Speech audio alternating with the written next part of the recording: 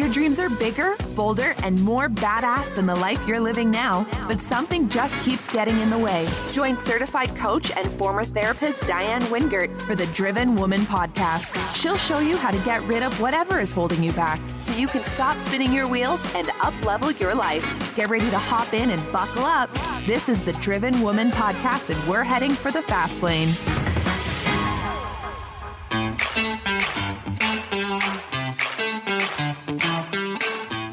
Well, hey there, and welcome back to my fellow Driven Women. You know, some of the most popular episodes on the Driven Woman are my client success stories, and I am going to keep on bringing them. Today's guest, Tracey Watts-Cirino, was already a successful 20-plus year beauty industry leader and small business owner when she decided to hire me to help her figure out why she wasn't reaching what I call her next level goals, her full potential. On the outside, like so many of us, Tracey appeared to have all the things: a happy long-term marriage, 2 thriving kids, a super successful business, and even a book that was mostly written. But she was frustrated by the daily challenges of running a service-based business, often felt misunderstood by others, and just couldn't seem to create the systems she needed that were both simple and sustainable. And what she didn't understand about how her brain works was really holding her back. Luckily for Tracey, that's my zone of genius. You will enjoy our conversation where we will catch up on some amazing changes Tracey has made and how she completely transformed her business during the pandemic, finished and published her business book, and even launched a podcast. Some of the highlights are: is it perfectionism or giftedness that makes you so driven? Tracey's lifelong habit of asking, does that make sense? And how she was finally able to give it up.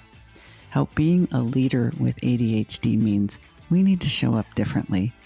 And the identity transformation from I am too much to I am a force for good.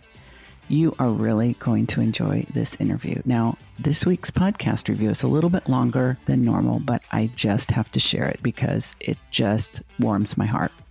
This one is from Tanyi, screen name, who also happens to be one of my clients. Here's what she has to say about the Driven Woman podcast. Diane is truly a force to be reckoned with. She is second to none when it comes to truly understanding, working with, and transforming the lives of women with ADHD. I lost track of how many years of therapy, medication changes, misdiagnoses I experienced only to hit a dead end in the middle of anxiety and depression. I first heard Diane on another podcast, and I knew I had to hear more from this woman. Despite knowing how gifted I was, my challenges with ADHD and my skewed perspective on it left me feeling like an absolute failure in every area of my life. I felt like I had tried everything under the sun until Diane. Hearing her talk about radical self-acceptance challenged the way I saw myself, and I began to change my life faster than a set of falling dominoes. After becoming a client, the huge roadblocks in my life became puzzle pieces I just needed to rearrange. It really does all start with your mindset.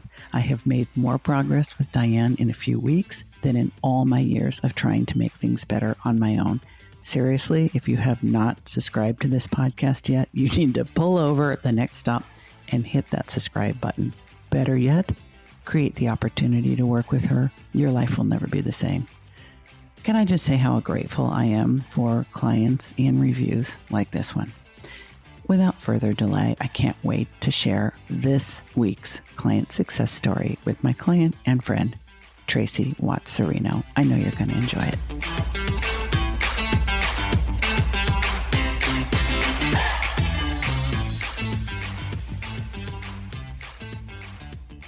Well, Tracey, I know that we have both been counting down the days to reconnect, and I wish everybody could hear the last 30 minutes that we have been chatting before pressing record. But as we always say, there's way more juicy goodness where that came from.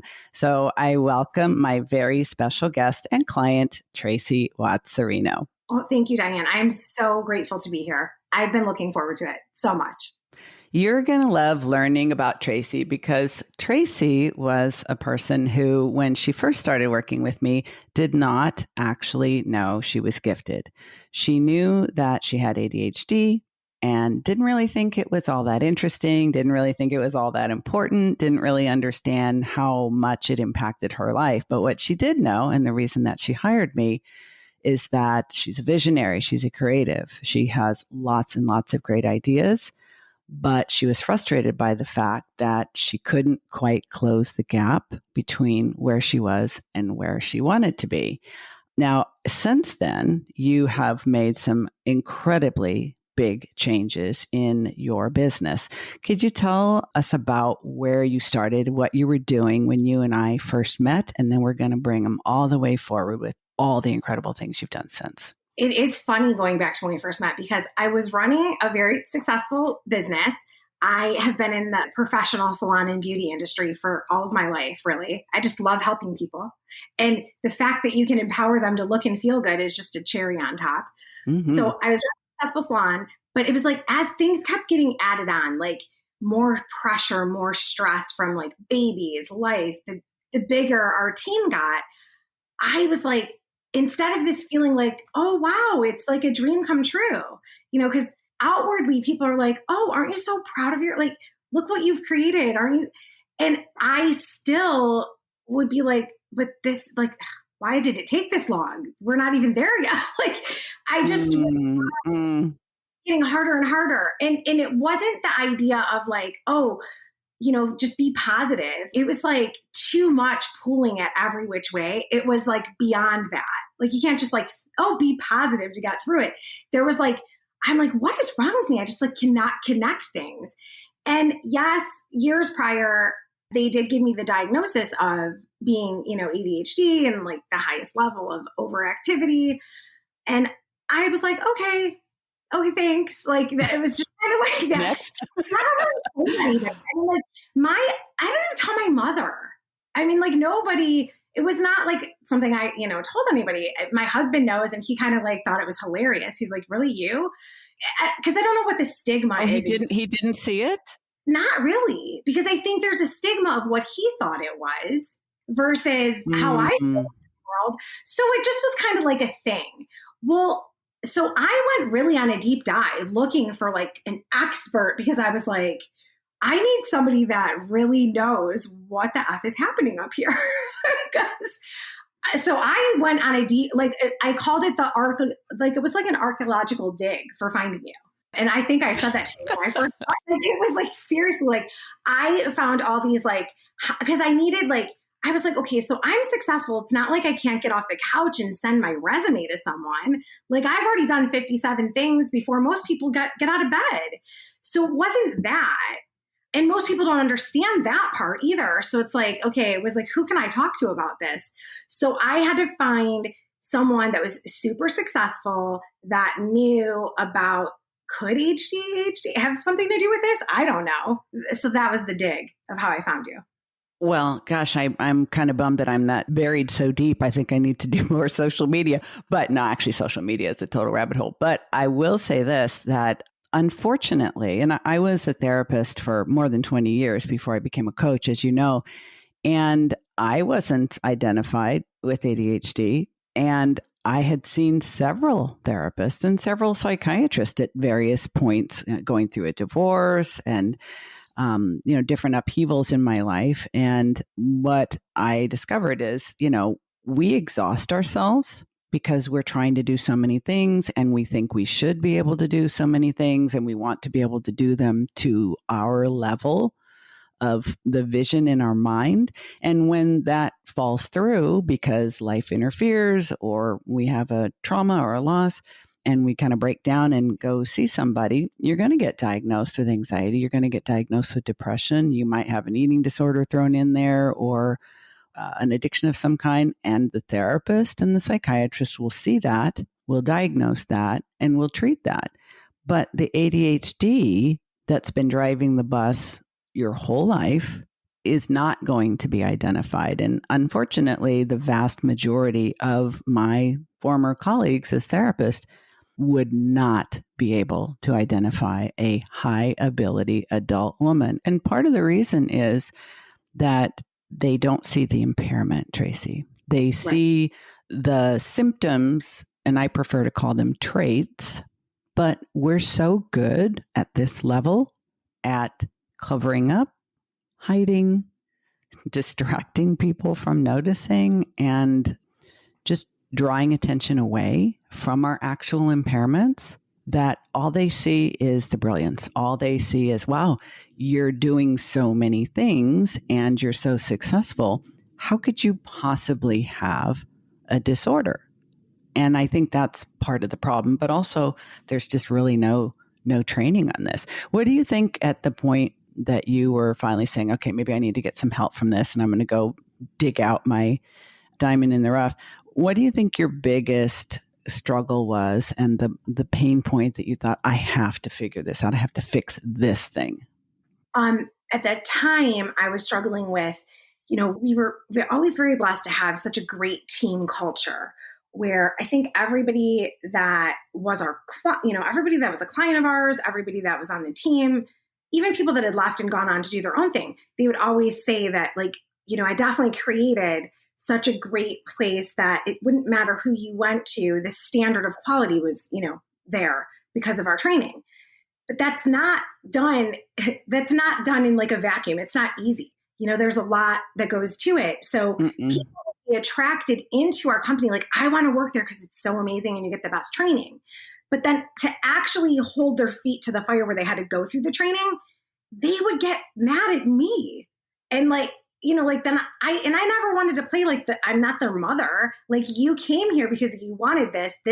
So it's actually how the book came to be as well, is like through this process of training people, we finally got to the place in space that I would rather interview 100 people and have only one of them be the right fit than try to convince anybody. Because at the end of the day, I adopted this phrase of, this is what we do here, instead of trying to make it, like, for the longest time, I was trying to make it fit everybody's need, where you were attracted. Yes.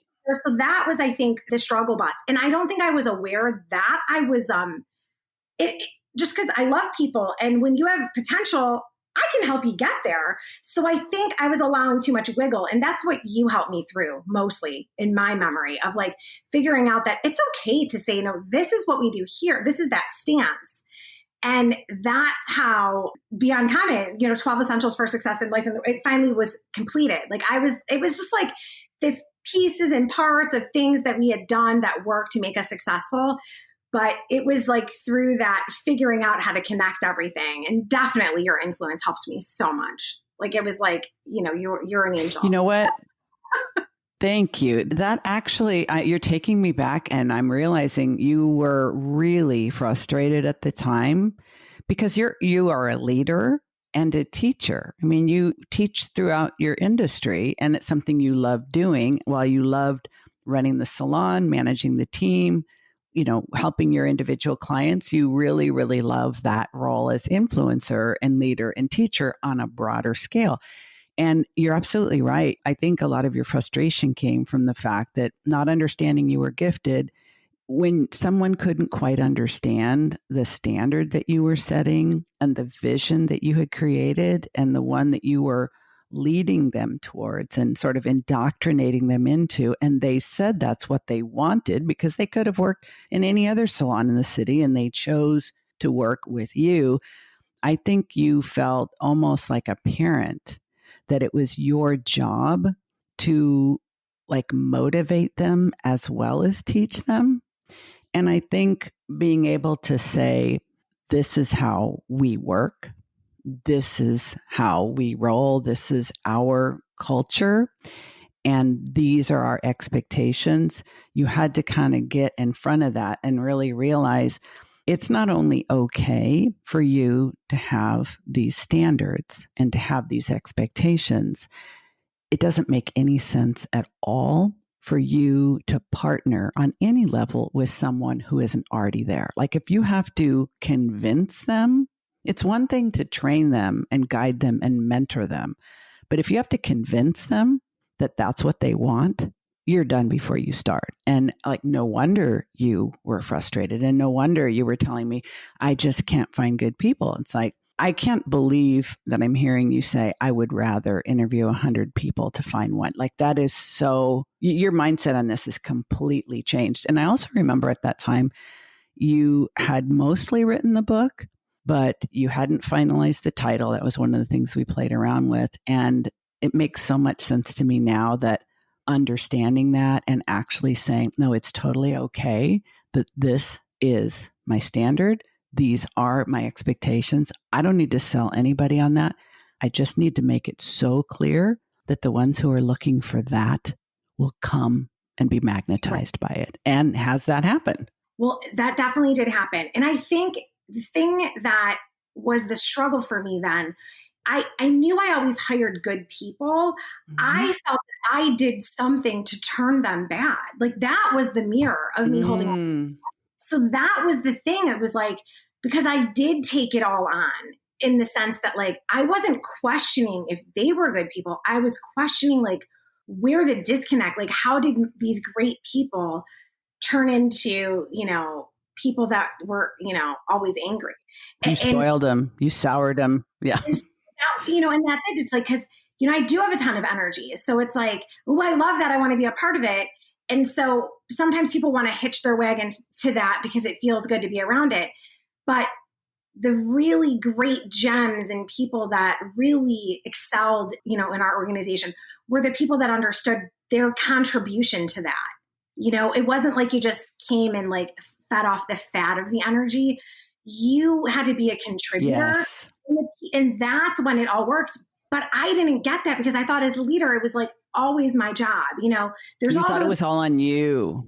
Always like, those are all the leadership books and everything you've ever read that, like, people don't quit companies, they quit leaders. It's always look in the mirror. And I have no problem with that, like, okay, what could I have done to make this better? What miscommunication? There's always like that moment in time, the conversation that didn't happen, the one that needed to.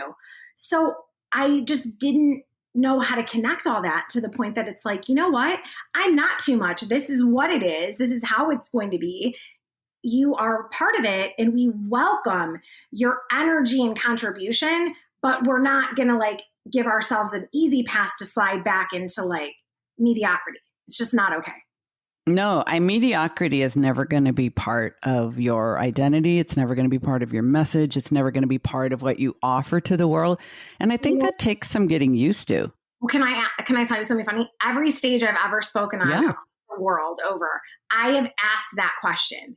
How many of you woke up today to be average, to be mediocre? No one raises their hand ever, right? However, they will then fall into habits and patterns that what do you expect you're going to get? If you didn't wake up today to be average or mediocre, then are your actions lining up to be more than that? Yes. And speaking of habits and patterns, I'm remembering something that you and I worked on. Of course, when people first sign up to work with me, their initial goal is they think I'm going to teach them how to be more efficient so they can do more things because like I have some type of like, maybe this is really, I think it was the first time I was like admitting to myself, maybe I really do have this ADHD. Like there's a short circuit here in my brain. I need a system. I need a strategy. So yeah. But your thinking at the time, I think, Tracey, was that I just need to get more efficient so I can do all the things. In fact, I remember one specific thing was, I think it was you were starting a promotion, a product promotion, and you needed to do some videos to help market the products. And it needed to be done on a Sunday, so it would be ready to go for Monday. And you were feeling guilty that you were not physically going into the salon on a Sunday to help your staff do the things. And I remember by the end of the time we worked together, you were telling me that you had structured, scheduled CEO time where you could actually pull back and just kind of look at the bigger picture. And as the CEO of your company, whether it's the company that you had then or the company that you have now that we'll get into, you can't be doing the things that the lowest level person in your employment can do maybe not as well as you, but well enough. And I think that's part of your giftedness, is that you can imagine everything being done to the highest level of your vision, but not everything requires that much perfection. And there's no way you could be where you are now without having given that up a little bit. Another thing that I remember is that you thought, I really need to be more consistent about exercising. And we figured out, okay, how are we going to fit it into your very, very busy life? The only thing that's going to work is that you have to get up at 5 a.m. and go running. And after a couple of weeks, you realized, and I remember you taking one of your sons with you at the time. What you told me was, it's actually easier if I do it 7 days a week, because you get in a role, your brain has the habit. But would you go back to that moment and share what was like a total mind-blowing awareness for you when we reached the point where I think you had been running every day for about 3 weeks, and you asked me a question. Do you remember the question? Yeah. When am I going to want to do this? Was that it? Because I was like, that's okay. The one. You're like, I'm running every day. I'm getting up at 5 a.m. and I'm going for a run. And I've been doing it for 3 weeks. So I'm getting the consistency thing going. And you said, so how much longer before I want to? And what did I tell you? That you're never going to want to. I'm like, what? That's been the disconnect for my entire life. Like, I'm really never going to want to. I just have to do it anyway. And I was like, hey, it just was like so funny. I just had never considered, and that's literally the sabotage that had affected every diet, exercise, probably even when I went to, and like, completely quit smoking at some point, that's probably always the thing that comes up. Like, when are you going to want to? Like, you're not going to, you're just going to do it. It was just like the kid. And that, I mean, I'm laughing about it now, but I realize it because it seems like, wait, what? Like, why is that such a big deal? But it is such a big deal because that alarm goes off, your wrist vibrates, it's 5 a.m. You glance over at it, tap the button, and your very first thought of the day, every day, is, fuck me, why do I have to do this? Right. And then you remember, I don't have to. I choose to. Not because I feel like it. Oh my God, can you imagine if you only did the things you feel like? You never would have finished the book. You never would have launched the podcast, and you never would have completely reinvented your business. You were not dependent on feeling like it anymore. So that's the nature of habit. Now, I'm sure that it gets easier, and every single day doesn't start with a fuck me moment. But when you stop waiting for it to get easy or fun or exciting, you can actually put your mind on things that will move the needle. So let's talk about the book and the message of the book. And then I would love for you to get into, like, you've completely started your business basically over from scratch. And part of this is related to COVID, and part of it is because it was the direction you were already moving yourself with the book. So tell us about Beyond Common and then the new business that you've created. So Beyond Common, 12 Essentials for Success in Life in the Workplace is basically, you know how a lot of female business owners, like, they struggle in, they're struggling in their business now more than ever. So I feel like I work to inspire and empower them to have the confidence in their life and business to look and feel their best so that they can make a bigger impact in the world. And I was doing that one-to-one for many years, like working with clients. Mm-hmm. But make a bigger impact, I almost had to, like, step back. And this is how I started my career. In the beginning, when I was like 18, I started working for a hair care manufacturer where I got to travel around the world and speak on stage. And then I would get hired to create these. At 18? I started, like, side by side following my mentors around, and over time, over the next few years, then I would get hired into salon companies to, like, help them design their training programs. It just, like, it fell into my lap. I mean, who knew? I was supposed to be going to college to be a psychologist. I just got this position offered. So I was like, on the job training, college, I'll do that later. So it's just like, it kind of has taken me tenfold. So, I wrote the book as that way to help more people that have a small business train people quickly. So it's almost like you never should hire someone again unless they've read this book.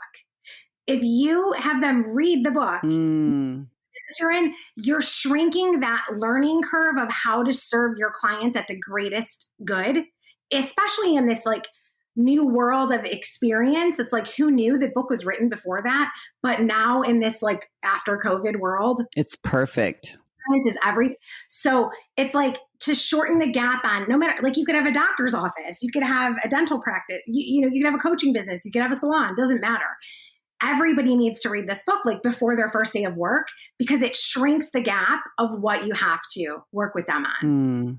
Expands their mind into understanding that no matter what we do for a living, we're here to serve our customer, and you have to do it. Whether you're in the back, like on the computer, or you're front facing, it all does boil down to the customer experience. So that's what Beyond Uncommon does. And being uncommonly good at whatever you do, if you have the capacity for that, why wouldn't you? Like, why would you hold back? Why would you be common? Why would you be average? Why would you, like you said before, Tracey, nobody actually aspires to be mediocre. But if you do not set the intention to be remarkable, it's the inevitable result. It is kind of the lowest common denominator that everybody kind of defaults to. And you got the book finished. You got the book launched. I have a copy. And then you went on and have a podcast by the same name. So who is the podcast for, the Beyond Common podcast? So it's called Beyond Common Business Secrets. And we did that because I think that there's so many things that come up that are both life and business that nobody talks about. So it's more What's about an example? What's an example of that? Like sometimes people think that in business, you have to be one way all the time, but then you go home and you're like a complete different person. So on Beyond Common Business, we're talking about, like if you don't take care of yourself, even when you don't feel like it, right? But taking care of yourself. Maybe especially when you don't feel like it. Right? Like taking care of yourself as the whole person is actually going to positively impact your business. That's a secret nobody talks about. Even like what you said, like compartmentalizing your days, like you're going to be the CEO of your business. You're working on the business and not in it. You're going to have days that you are the designer or architect of your business. Then you might have days that you have to do like the paperwork and stuff that certain people, certain business types love that. And they're going to try to hide behind all the numbers, right? And maybe not be the front of house that they. So it's like identifying which characteristic you are, and almost like the life cycle of your business.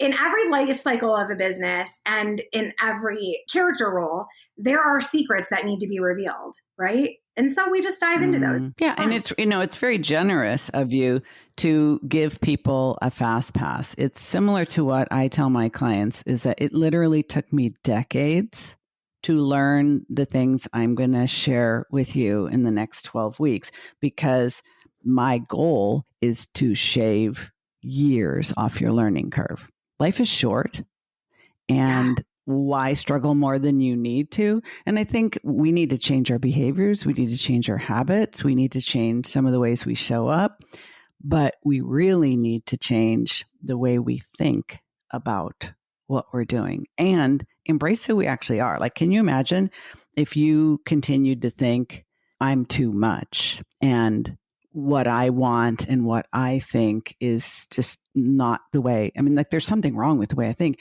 In fact, you remember when we first started working together, you must have said this at least 2 or 3 times in every coaching call.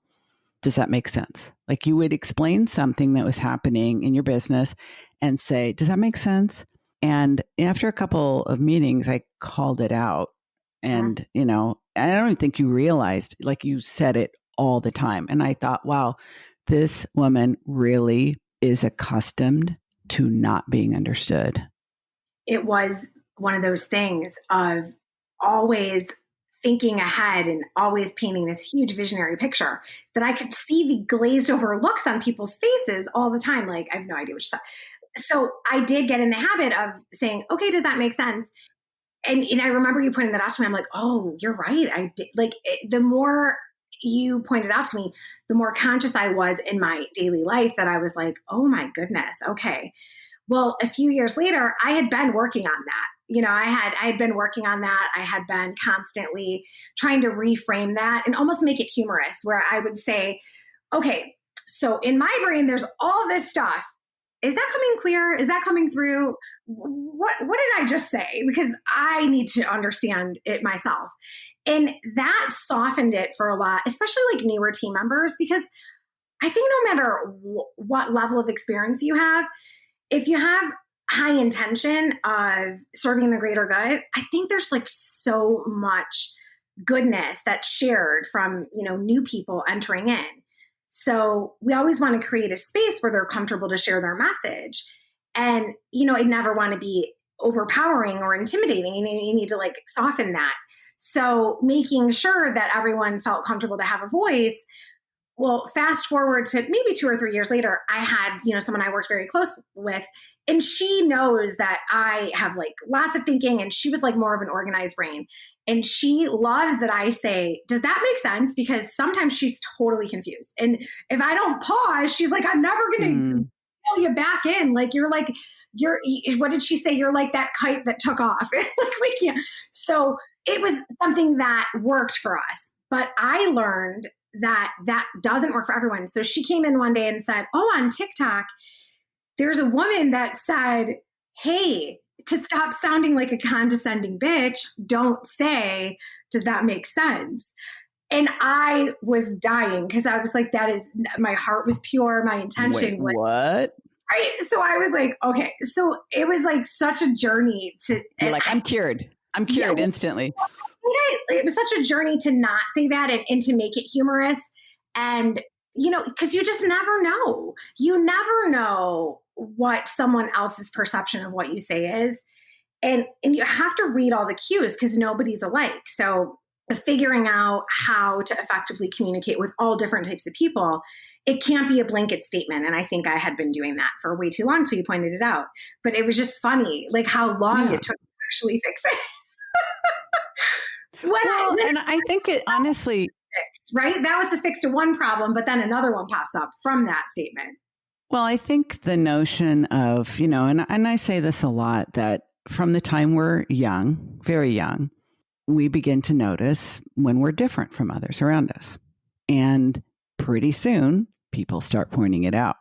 If you are a very high energy, very chatty little girl, you're going to get feedback about that. I know you've gotten a lot of feedback about that. I've gotten a lot of feedback about that. And when you have a lot of ideas and you think really fast and you talk really fast and you talk a lot and you get very animated and very excited about the things that you're interested in, and you love connecting with people, you love helping people, you love teaching people, guiding people.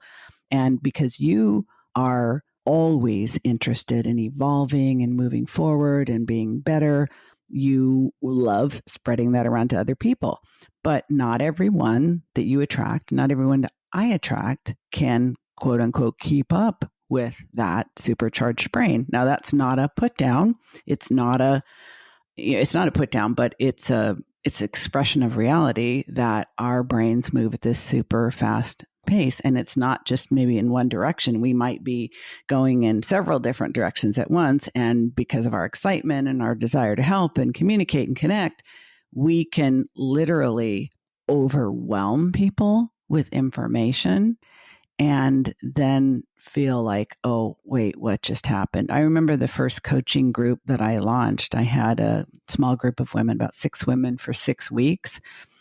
And I was so eager and so excited. And by the end of the 6 weeks, I said, well, I'd love to get feedback from you guys. And every one of them said it felt like it was 6 months worth of information.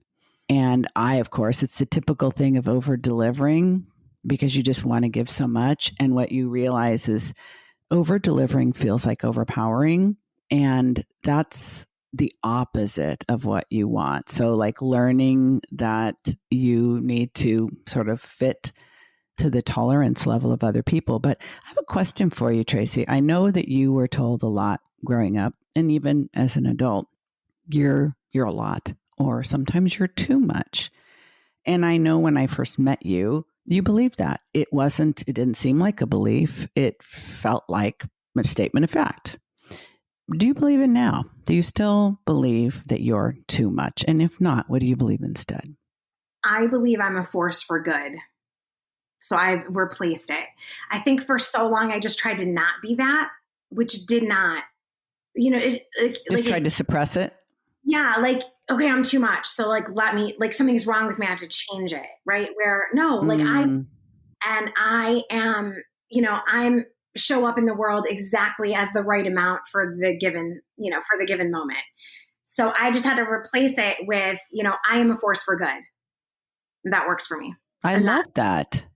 Yeah. So I'm a force for good, but I am definitely, I know you don't need, and I own it. It's all good. Say that again. I'm definitely a force and I own it. It's all good. Because I love that, because saying I'm a force for good, it acknowledges that you are a powerful, dynamic woman. You're not denying it. You're not suppressing it. You're not hiding it. You're not explaining it. You're not pretending it isn't true. Yeah. But that you couple that with your intention.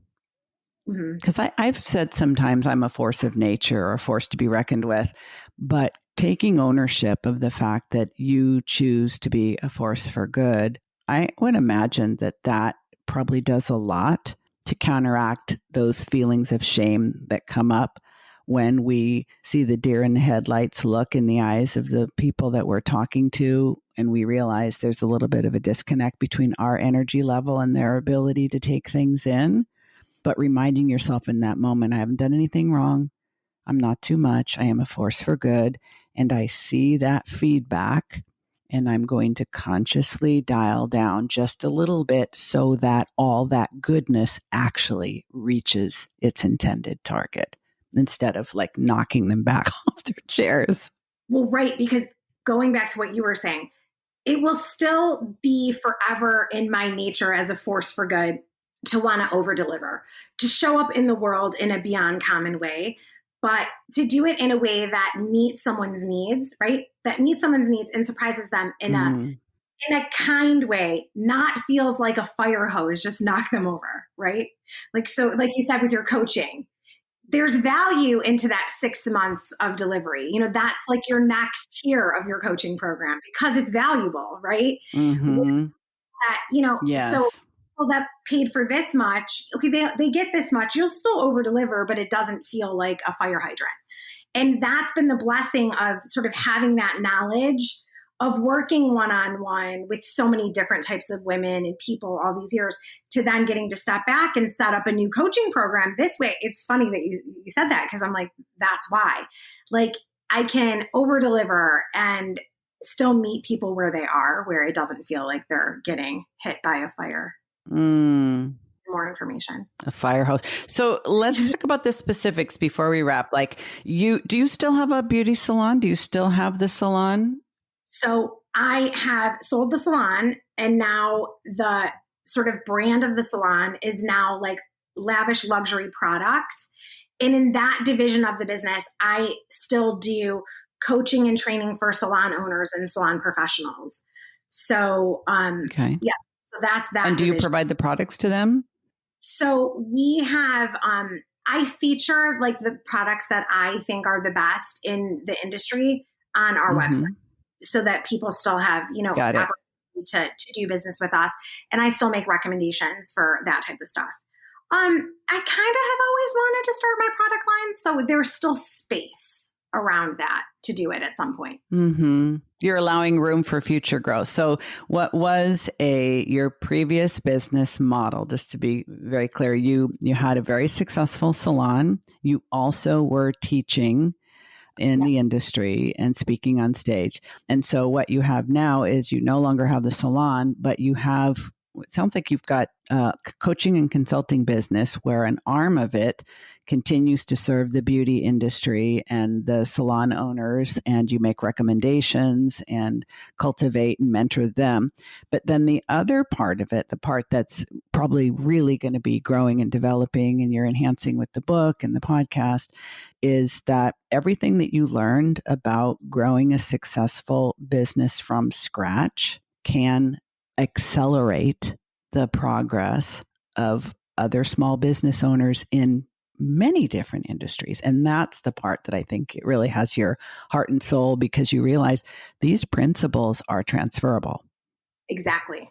And in my need to serve at from the greatest good I can is like, let's not have other people suffer the years that like I did, that you did.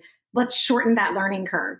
And so that's why we have Beyond Common coaching and training. So I have quite a few like online courses for people that just want to start getting, their feet wet. Like they're more the DIY version. And then I have, where you can work one-to-one. And in the future, I'll have a higher level mastermind for those business owners that have gone through the process, but still want to do more to elevate. Yep.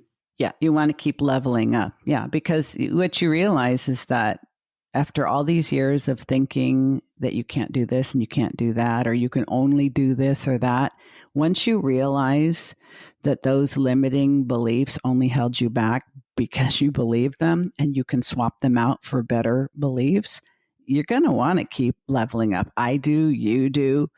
I know you're working on another book. Is it too early to talk about that? Well, I'll tell you this. So I'm working on another book with a group of 30 other women called Women Shine, that will be out in the late summer of this year. But I am working on a different fun thing to go with Beyond Common that won't be out till 2022. So that's still like a little hush hush.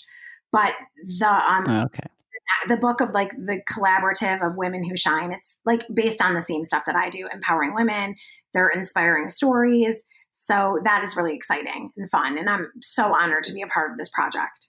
That's awesome. We'll make sure that we link to that in the show notes, because as you know, sometimes people listen to the episode right away and sometimes they won't listen to it for some time in the future.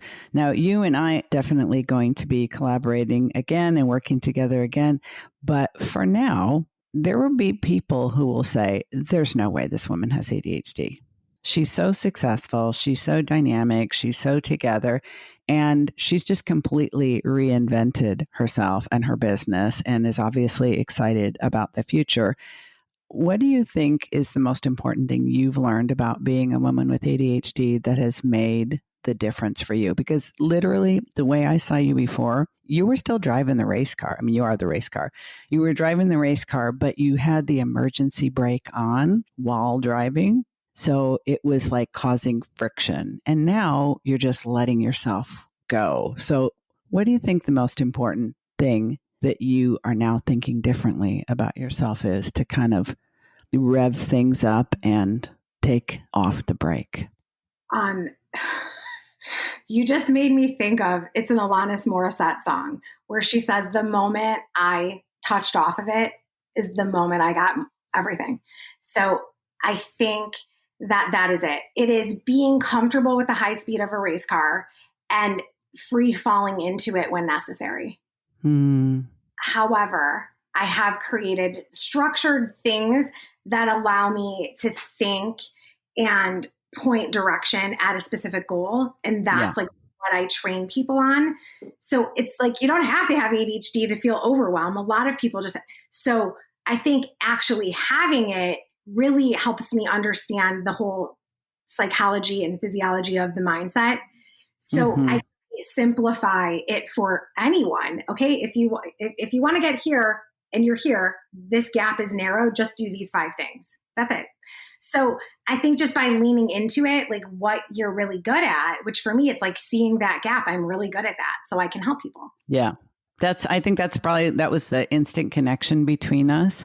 Is the struggle is you see where you are, you see where you want to be, you just want to close the gap. And once you know how, You want to help as many people as you can. So thank you so much for being my client, for being my guest, for being in my life, and for inspiring me. Well, thank you, Diane. I appreciate that so much. You do all of that for me. So yes, you're a definite force for good as well. Thank you. I accept that. Okay, folks, that's a wrap. Thanks for joining me on the Driven Woman podcast and our very special guest, Tracey Watts-Cirino. All the links will be in the show notes so that you can find her, follow her, and you got to listen to that podcast too, and maybe even buy the book. That's all for today, folks. Thanks for joining us. Hey, it's Diane. Can I be honest with you?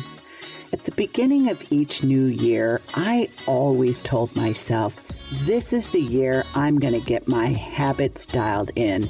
This is the year I'm going to be crystal clear about my goals and I'm going to crush them. This is the year I'm going to get my shit together on every level and I'm going to do it all by myself. Been there, done that, got a whole stack of t-shirts. But it wasn't until I started working with my own coach that I realized what a difference it makes to have guidance, support, and accountability from someone who's not only like-minded, but like-brained. Yeah, I'm talking about another driven woman, entrepreneur, who also has ADHD and has got it going on. I have 2 openings in my signature one-on-one 12-week coaching program, and one of them might have your name on it. There's a link to a free consult with me in the show notes if you think this might be the year that you really get serious and go all in on an ADHD-friendly business and life. While you're thinking about that, have a listen to what one of my clients' success stories has to say about the difference it made to work with me.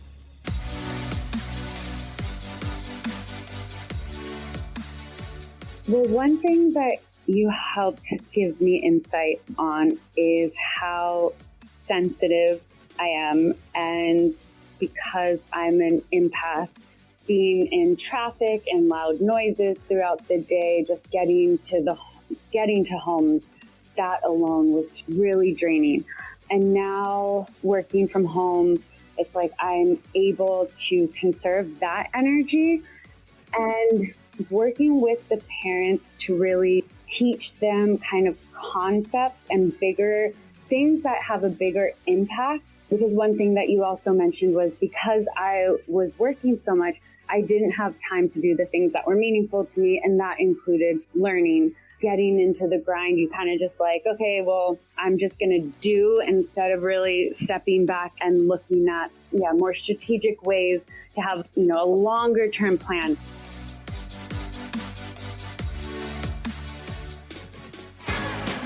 You've been listening to the Driven Woman podcast with Diane Wingert. Want more straight talk and strategy each week that will take you from spinning to winning?